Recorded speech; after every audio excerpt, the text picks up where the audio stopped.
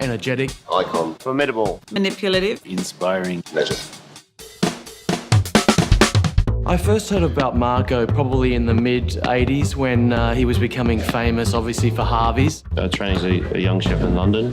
At that stage, I was only 18 years old, and Marco Pierre White was at the sort of the highlight peak of his career. Certainly his book and the food and what it seemed to stand for, that inspired me to become a chef. I first fell in love with Marco in the early 90s when I got a copy of the White Heat book, and I thought it was the sexiest thing I'd ever seen. Like, perfectly formed kind of rock star. Because until then, all chefs were big, fat, white, male, and probably French. It was very much changing the game and the landscape within the restaurant scene. He changed everything for people like me who write about food as well, because first of all, he gave us so much to write about. Those anecdotes and those stories you heard about, a feisty young man throwing people out of a restaurant. We didn't want to eat it, that was it, get out. In a way, shocking, but in another way,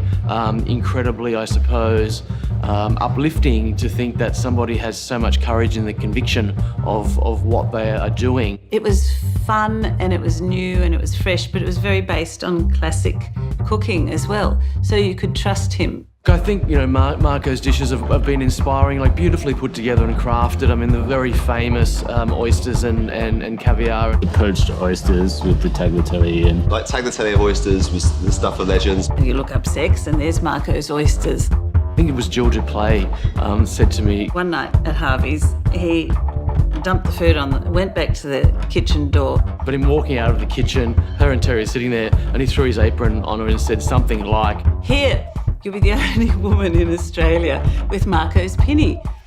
And I'm sort of going... And you know what? She probably hasn't washed it. I haven't washed it. I think Marco's legacy will probably be like the guy who lifted the ceiling. He just didn't care what people thought of him. He didn't really give a shit, it was just all about the food. And that gives you immense freedom. He changed the possibilities of what a chef can be. As trends come and go and the way things are presented and what have you, but I think those classic techniques and the old school British dishes. If Marco hadn't done what he did way back when, a lot of other chefs wouldn't have put their foot forward.